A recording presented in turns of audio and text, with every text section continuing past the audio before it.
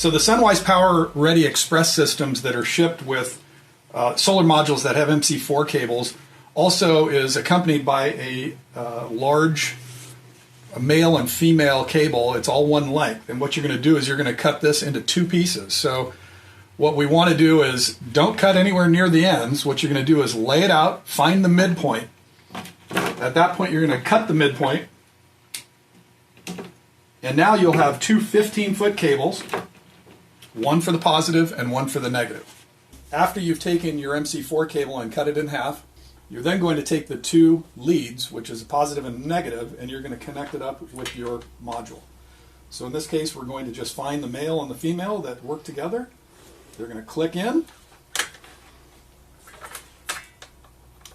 like so.